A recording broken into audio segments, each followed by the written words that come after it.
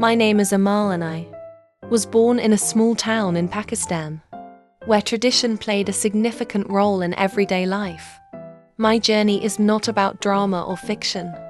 It is a true account of the challenges I faced growing up in a household, prioritizing tradition than love and safety. My mother was my protector, but I realized she was doing it for my own sake, not because she cared about me. During my childhood, I was taught to respect others and to be kind, regardless of socioeconomic status. However, as I entered my teenage years, the realities of life began to shine through. My mother was struggling to provide for me and my younger sister. The burden of survival fell on her, and I could tell the stress was affecting her mental health.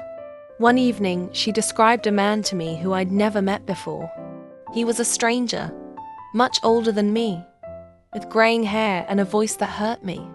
At first, I thought it was a cruel joke, but it was much more serious. After dinner that night, my mother informed me that I was to be married to this man. I had no idea what this meant.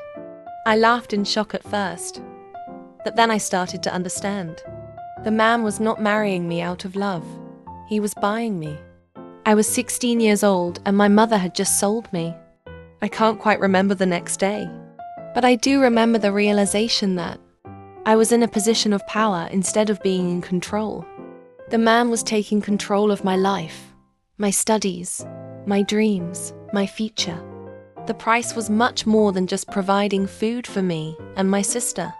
It was about ownership, control, and ownership of my identity. So, I decided to escape and take my son with me.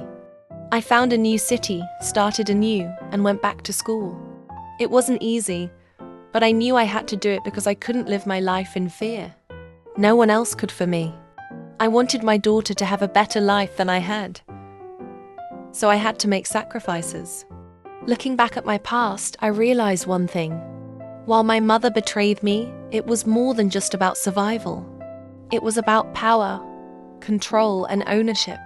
It's about being forced into acts of desperation when you don't deserve it. It's about never seeing the person you love the most in your life, instead seeing them as something to be bought and sold. It's about what happened to me, being passed down to my daughter. I know that not everyone will understand what happened to me, but I want to tell my story because it's about hope, resilience, and living life the best way you can. It's about taking ownership of your identity, whether it's bought or chosen.